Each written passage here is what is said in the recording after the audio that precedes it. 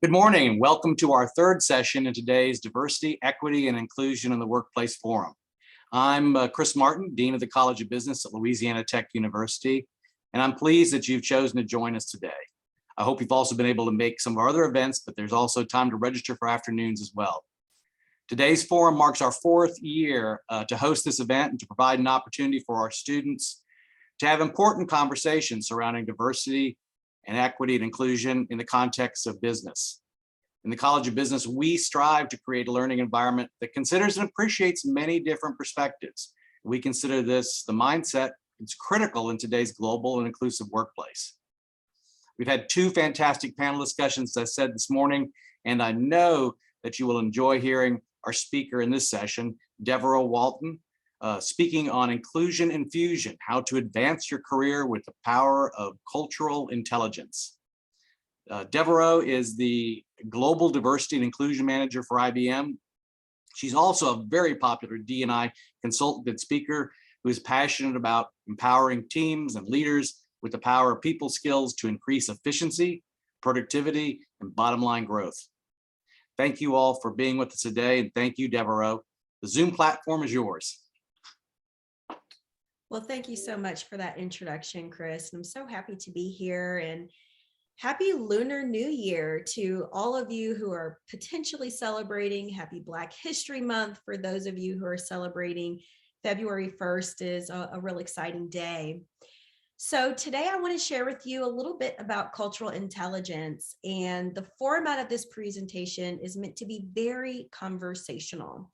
I would love for you all to engage in the chat. I have questions sprinkled throughout, and we can just keep this interaction going.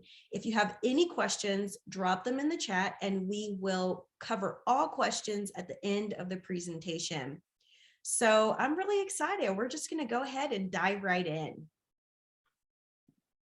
So I want to start with just level setting culture and identity, because they're two very different concepts and they overlap so much.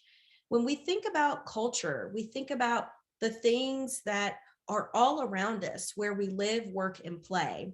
Those things like the values we have, the music we listen to, our language and our food and our traditions, as well as our different stories and rituals, our sense of community and our norms. And that really overlaps with our identity, and so many different identity dimensions are a huge part of our culture, especially when we think about the context of our family and our backgrounds and those traditions and norms that we have as we're growing up from childhood into adulthood, and those things that we carry on when we have families of our own and starting to really continue those traditions and those legacies, if you will. So when we think about culture and identity, they're two separate topics, but they are so interlocked and very intersectional. So I want to start us with a question. I want to get your thoughts and your ideas on just one aspect of your culture that is important to you. I'll share one of mine. One aspect of my culture that's really important is my religion. And that is something I have grown up with religious beliefs, and as a Christian believer, my family, that is just how we operate, and it's how we think about approaching every aspect of our lives. So I'd love to see some answers in the chat about an aspect of your culture that is important to you. Share with us in the chat. Okay, Milena says religion as well. Jacob says cooking. Food is a huge part of culture. Absolutely. Let's see. Madison says family. Chloe says religion. We've got a lot of religious people here in the group. I'm seeing music from Courtney and Charlie, Dylan. Michelle says religion, being seen and is accepted as I am without judgment. Absolutely. Jordan says family.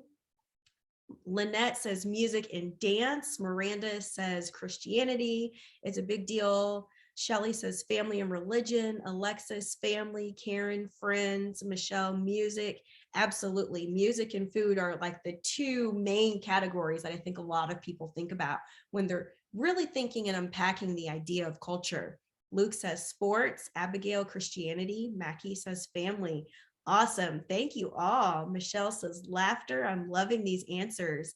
Anna says family, food, music, and rituals. Ekeen says religion. These are wonderful. So I love to see that you're thinking about the aspects of your culture that are important to you, because one thing that's um, really now commonplace is being able to fully embrace that level of authenticity, which I know is a topic you're going to be covering later on today in a different session. And the culture that you have is a part of who you are. It's a part of your identity. So being able to acknowledge that is always really important. Thank you all for the answers. Okay, so when we think about CQ and EQ, CQ is the acronym for cultural intelligence, and EQ is the acronym for emotional intelligence. So let's unpack those for a few minutes. I'm sure you're probably really familiar with the term emotional intelligence. It's very popular, and it's really one of the main topics when we think about people skills, leadership skills at any level of the organization. Emotional intelligence is the ability to have insight about people's feelings, wants, and needs, and understanding how your emotions and your behavior affect others. So when we think about how someone else is in a situation, what do they want? What do they need? What are they feeling? And really being in tune with your actions and your emotions and behavior having an impact on others. That's what emotional intelligence is. In this pandemic, we have had so many different experiences where people are coming to work and they've got a million things on their mind, certainly their health and their finances and their family and their well-being, and just being able to be in tune with other people's needs and wants and feelings is really important when you are thinking about positioning yourself as a really strong leader. Cultural intelligence is the ability to be attuned to the values, the beliefs, and the attitudes of people from different cultures, and to respond with informed empathy and real understanding. So when we're thinking about the values and the beliefs and the attitudes, the identity dimensions of someone's culture that are a huge part of how they live and how they interact and really what they deem as important, what they value, that's important to understand when you are navigating in the workplace, not only as a leader, but also as a colleague, as a team member, as a teammate, to collaborate and really work with someone and have that level of high productivity and have that positive working relationship. So CQ and EQ, these are the two terms here that we're covering to just kind of start setting the foundation for our conversation today. So I want to hear your thoughts on this, and you can certainly take a minute to really think about an answer here, but I want to hear how you think that cultural intelligence can help to advance your career, whether you are interning or you're going into a full-time job or even an apprenticeship or a part-time job. How do you think that cultural intelligence can help to advance your career? I'd love to see some answers in the chat. How do you think that cultural intelligence can help to advance your career? And it's going to be different based on your line of work. If you're in sales or customer service, if you're a developer, your role may have a little bit of a impact on how cultural intelligence really shows up. Okay, so Jacob shares helping with connecting with customers. Chloe says being better able to connect and to understand others. Absolutely. Madison says, I think it would help you to communicate with colleagues. Communication is so important, and I'll share a story about that later on today. Adelaide says help with relating to fellow coworkers. Being relatable is incredibly important. Absolutely. Melena says allows you to be empathetic with others and understand the wants and needs. Very good. Shelley says help with understanding customer needs and what's important. So being really customer centric and really thinking about what's important and how to navigate that, prioritizing what the customer needs and feels and wants. I love it. Abigail says gaining insight on specifics to create business strategies for marketing using culture. Multicultural marketing is a huge field. I'm glad you brought that up, Abigail. That's a really big part of a lot of marketing and branding campaigns and strategies. That's excellent. Courtney says having mutual interest, very good. Grace says exposure to other people's lifestyles, which allows empathy and helps you understand other people's values and beliefs. Perfect. Luke says allows you to respect customer and coworker cultures. That's brilliant. Lynette says help understand others' perspectives. Absolutely. So this ability to really truly connect with people, it helps you to get more out of what you're doing, the projects, the assignments.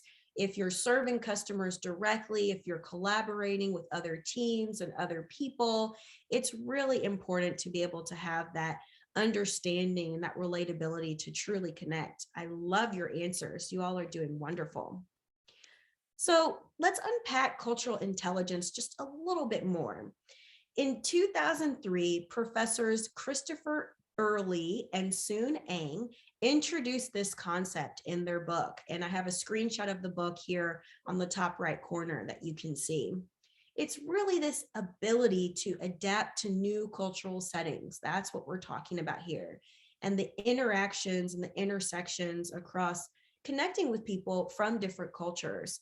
It doesn't matter really the odds. If there's a group of 2 or 3 or more people, there are going to be different cultures represented, and being able to navigate those different cultures effectively is truly important to being inclusive in the workplace. So let's talk about people with cultural intelligence and how they show up, what that looks like. They're able to really identify the impact of culture. They can recognize shared influences among groups. They can make informed judgments based on observations.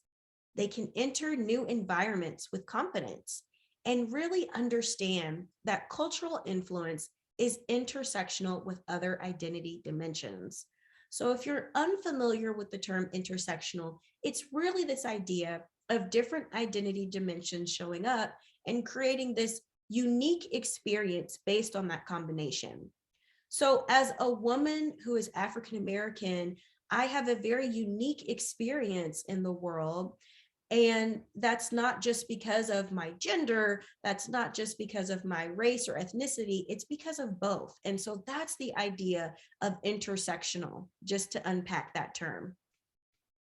So what we're looking at here is how cultural influences are very complex and interconnected. And while culture is significant, there are factors such as business roles and individual personalities that can also have a very powerful effect on behavior. So let's take a look at an example. Let's say that you have a meeting with a Brazilian stockbroker. You're going to get coffee and you're really wondering, does this person behave the way they do because they're Brazilian, because they're a stockbroker, or is it because they're a Brazilian stockbroker? It could be those things, but it could also be because they're a millennial or an introvert. It's likely a combination of all of those elements, all of the identity dimensions. So it's really important to avoid generalizing based on one dimension of a person's identity. And this is increasingly important when we think about the global nature of our current enterprise, and the world is more global now because of technology, because of the internet. We often have teams that are working together and they're from different parts all around the world. I'm sure you all will experience that in your future career roles. So it's important to make sure that we really see one person as a whole person and we don't generalize based on just one particular identity dimension. So there's 3 main elements of cultural intelligence. The first is the head. This is the knowledge, the observation, and the research of information to recognize a culture's shared understandings. So it's really that first element of really understanding that information, that knowledge, and that observation. The next element is the body, and it's the translation of cultural information into visible actions. When we think about body language, when we think about gestures, how people are moving in a room, how they're interacting, how they physically are displaying and showing up, that's represented by the body. The last element of cultural intelligence is the heart, the ability to be confident, not afraid to make mistakes, and the tenacity to keep improving by tackling new cultural situations. It's so important to be eager to learn and be curious. And when you are, excuse me, when you are in a very diverse environment with a lot of different people, mistakes are going to happen, but that shouldn't hold you back. So it's really important to think about that.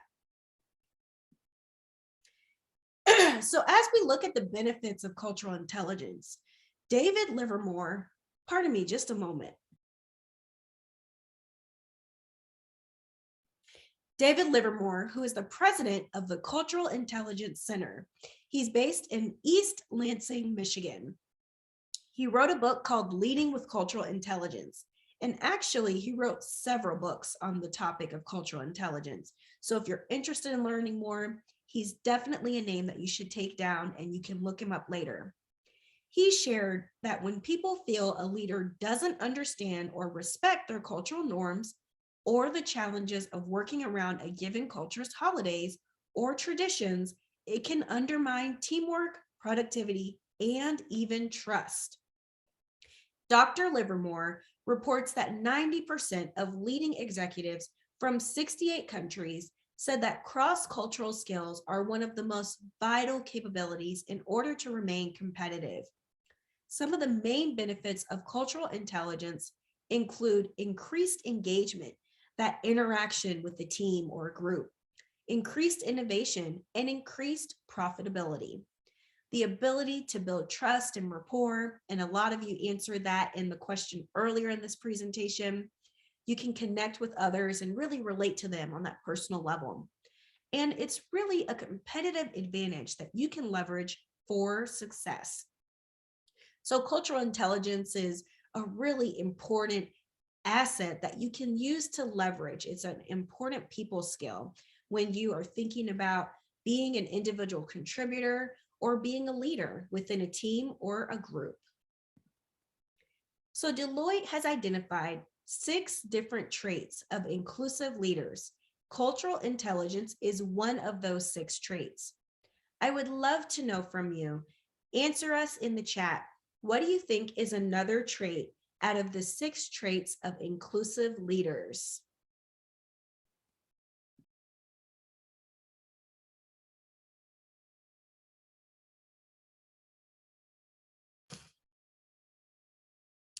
Karen says humility.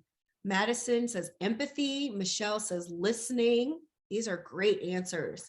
The 6 traits of inclusive leaders. Merlene says empathy. Okay. Milena says understanding. Very nice. Let's see what else we have here in the chat. Charlie says problem solving. Anna says drive to learn. Michelle says being flexible. Karen says two-way communication. Courtney says ethics. Very important. Absolutely. Raina says adaptability.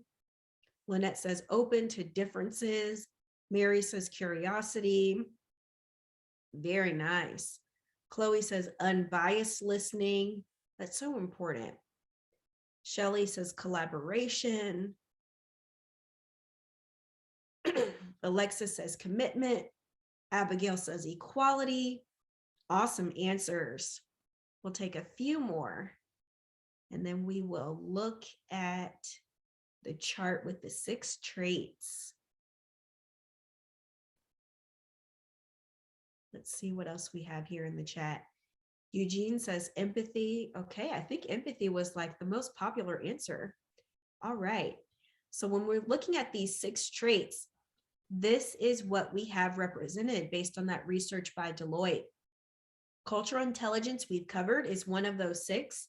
We also have collaboration. I saw someone put that in the chat. Curiosity, someone added that in the chat as well. Commitment, I saw that in the chat. Courage and cognizance. So these are the six signature traits of inclusive leaders based on Deloitte's research. Awesome.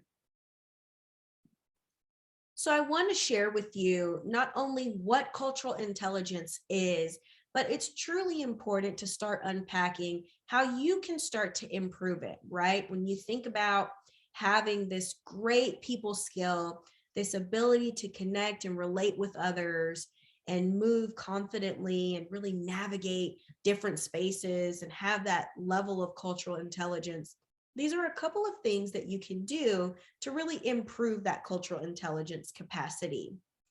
Drive is the first category. It's the motivation to learn about and respond to different cultures. A couple of things you can do are to connect with people from different cultures. You can volunteer for projects that will expose you to new cultures, or you could even learn a new language. Knowledge is the second category. This is understanding how culture shapes people's behaviors, values, and beliefs. Some of these actions are learning about different cultural norms, learning about the history of different cultures, and really, this is a big one, knowing the holidays of different cultures. Let me pause to just share a story here. If you think about a very important holiday in your life, for example, today is Lunar New Year, and for many people at my organization, Lunar New Year is a very special holiday. It's a holiday that they will want to celebrate, they'll want to take time off of work. And so if they have not necessarily shared with their supervisor that Lunar New Year is coming up, they have a holiday, they're going to take time off, it could be a really difficult situation if there's a deadline or a really important presentation on that particular day when the person plans on being out of the office. So that story really illustrates the importance of understanding and knowing different holidays of different cultures. And with Google, it's just a quick search away. Strategy is the third way to improve cultural intelligence. And it's really the planning and the implementation of robust, culturally sensitive practices. One thing you can do is to observe media for different cultural insights.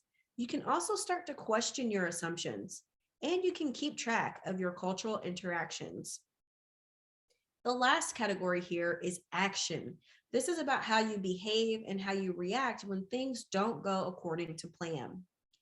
A few key action items you can do are learning business etiquette practices for different cultures, especially if you have an upcoming meeting or a presentation with someone from a different country. It might be a good idea to just look up online some quick business etiquette.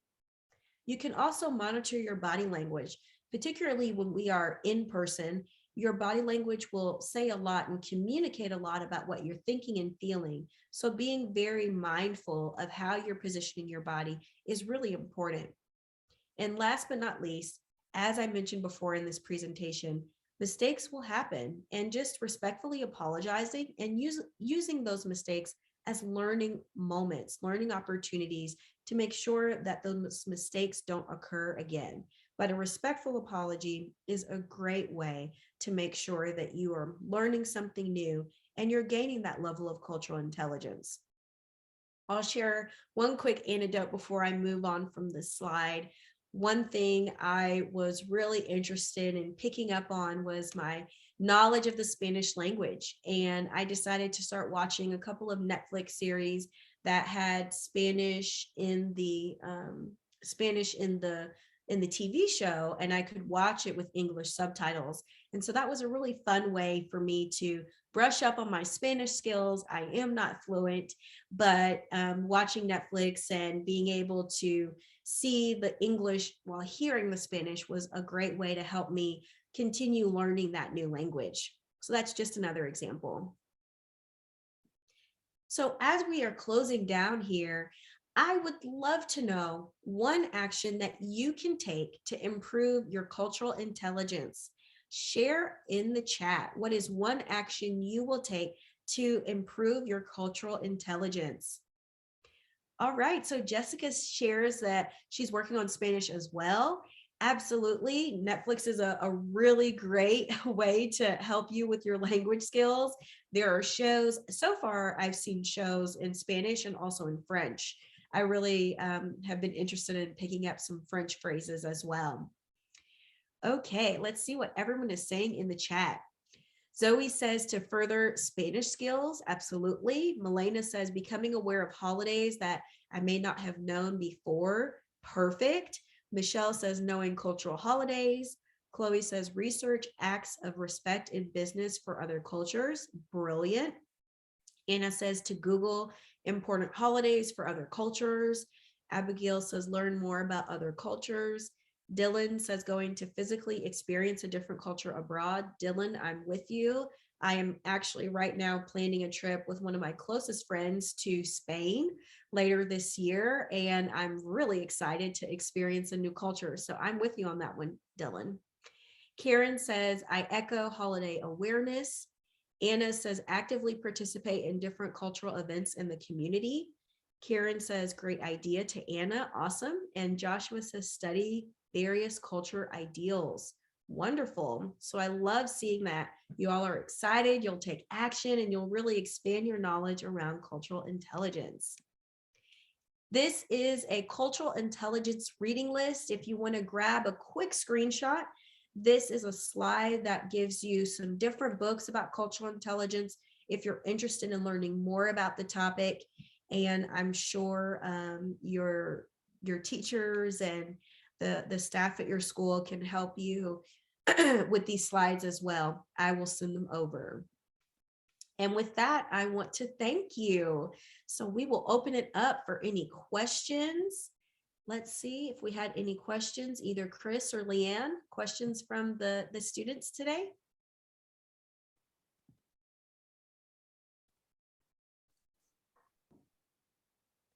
Let's see. I don't think we've had any questions come through yet, but if you have one, you can either put it in the Q&A or you can drop it into the chat.